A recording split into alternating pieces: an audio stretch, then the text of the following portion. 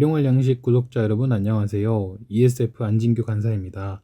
11월 24일 목요일 일용할 양식 말씀은 누가복음 7장 1에서 10절, 제목은 탁월한 믿음입니다. 오늘 본문은 모두가 잘 알고 있는 본문입니다. 예수님께서 6장에서 제자들을 세우시고 무리들에게 말씀을 가르치신 후 가버나움으로 가십니다. 그곳에는 한 백부장이 있었습니다. 그는 100명의 군인을 지휘하는 로마 군대의 장교입니다. 그에게는 사랑하는 종이 있었는데 그 종이 거의 죽게 된 상황에 이르게 되었습니다. 백부장은 그를 살리기 위해 예수님을 찾습니다. 그는 종을 지키기 위해 옆에 함께 있었고 유대인의 장로들을 예수님께 보내어 자신의 종을 고쳐달라고 도움을 요청하죠. 오늘 말씀을 통해 유대인의 장로들과 백부장을 통해 예수님께 도움을 구할 때의 자세와 믿음은 어떠해야 하는지를 돌아보면 좋겠습니다. 먼저 유대인의 장로들은 예수님께 나아가 이렇게 구합니다. 백부장의 종을 고쳐주시는 것이 합당합니다. 왜냐하면 그가 우리 민족을 사랑하고 또한 우리를 위하여 해당을 지었기 때문입니다. 네, 장로들은 백부장이 자신들에게 좋은 일을 했기 때문에 그의 종이 고침받아 마땅하다고 생각합니다. 쉽게 말해 공로를 근거 삼아 백부장의 종을 고쳐달라고 하는 거죠. 만약 백부장에게 공로가 없었다면 유대인의 장로들은 예수님께 찾아갔을까요? 그렇지 않을 것입니다. 그들이 백부장에게서 아무 공로도 없고 그저 죄인이라고 여겼다면 어땠을까요? 오히려 그를 정죄했을 것입니다. 이처럼 공로를 인정받았기 때문에 예수님께 나아가 도움을 요청하는 것은 성경적으로 바람직하지 않습니다. 우리 또한 마찬가지입니다.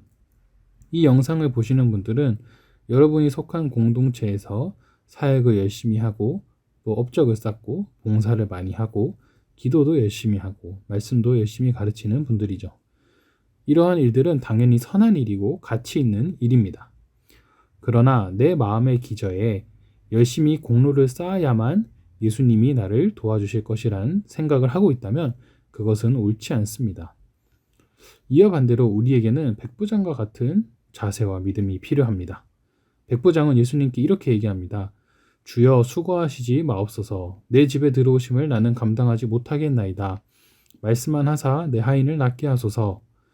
네, 백부장은 매우 겸손하게 예수님께 고백하죠. 예수님이 본인 집에 들어오지 않아도 말씀만 하시면 내 종이 낫게 될 것을 믿는 것입니다. 또한 예수님께 신적 권위와 능력이 있다는 사실을 인정하는데요. 8절에 나도 남의 수하에 든 사람이요 내 아래에도 병사가 있으니 라고 말합니다. 주석에서는 이 문장에 대해 다음과 같이 설명합니다. 백부장은 다른 사람의 권세에 종속되어 있는 동시에 자신에게 종속된 병사들을 거느렸습니다. 백부장이 그렇듯이 예수님은 하나님의 권세에 종속된 자, 곧 하나님이 보내신 메시아이심을 간파한 것으로 간주되어 예수님의 말씀에 놀라운 권세가 있음을 그는 이렇게 표현하는 것입니다. 네, 이처럼 자신을 낮추는 겸손한 마음과 예수님의 권위를 믿고 따르는 믿음이 있었습니다. 우리도 이와 같은 믿음이 필요합니다. 그렇다면 우리는 어떻게 해야 자신을 낮추고 주님을 신뢰할 수 있을까요? 바로 내 안의 연약함을 인정해야 합니다. 나에게 아무런 힘과 능력도 없음을 인정해야 합니다. 당시 백부장이 그랬죠. 예수님이 자기 집에 오신다는 사실에 스스로 아무것도 할 수 없는 존재라고 고백했습니다. 당시 백부장이 되려면 성실해야 하며 지도력을 겸비한 인격이 요구되었다고 합니다. 인정받고 능력 있는 자였지만 스스로 연약한 자라고 말을 합니다. 이렇게 자신을 낮추며 예수님께 도움을 요청하는 자에게 예수님이 그 가운데 오십니다.